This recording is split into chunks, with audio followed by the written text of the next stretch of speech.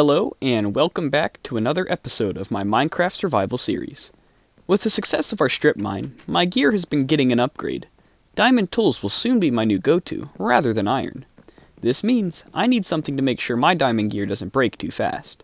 So today, we will be building an enchantment room. I've already cleared a small area for us to build in. The vision I have for this is going to be drastically different from my other structures. I want it to be built into a giant tree stump. This, however, will require a lot, and I mean a lot, of wood. So with that, let's get right into this build. To begin, I designed a general outline of what I want the inside of the stump to look like. This may change slightly as I build it, but this gives us a general shape of what to go off of.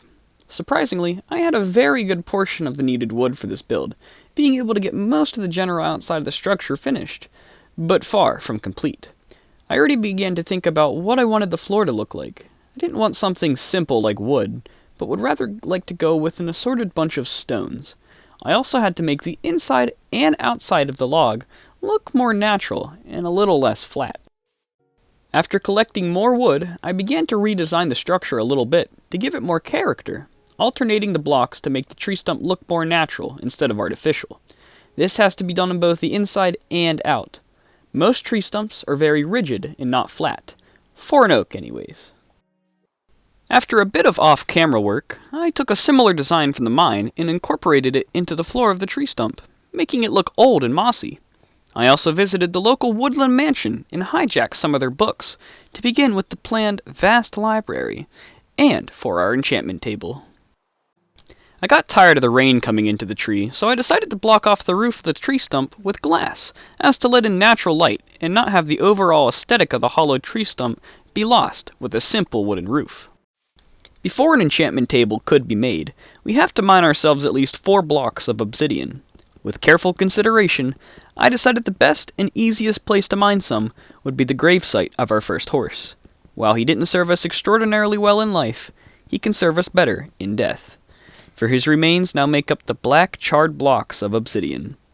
I may return here soon in the future as well, as I do have a planned trip for the Nether within the coming weeks. While this place is one of great tragedy, it also is the birthplace of many great things to come. Now, with our 4 blocks of obsidian, it's time to create our table of enchantment. Let's see if I still remember how to craft it. It's been a while since I used vanilla crafting. 2 diamonds, 1 book, and 4 blocks of obsidian are the magic ingredients to create the table. A very small price to pay for the overwhelming power that can be granted to us. This simple little block is the gateway for a whole new game. Unbreakable gear, flaming arrows, insanely fast picks. There's no limit to what can be created from the enchantment table, and with 39 levels under our belt, we can make a lot of sweet things. The enchantment table is now placed within the stump. I've also took the liberty of adding a few more bookcases, and even plan to add more. This build is far from over, as I still need to add little things here and there to really sell the idea of a hollowed ancient tree stump. I still need to build a pathway to connect it to the rest of the base and my home. After a few more trips to the forest and woodland mansion, I was now completely done with the enchanted tree stump. I finished up the pathway leading to the stump, keeping it the same design as the rest of the pathways. Inside, I added many more bookshelves, and even added a few lecterns to give it some more character as a library. I also left some item frames with enchanted books around, to make it look as though they were being read. I've also added a few hanging lanterns, and some green carpet to make the ground seem more mossy. The vines really bring the whole thing together, as it brings a considerable amount of color to the build. It makes it look much more, shall I say, enchanting.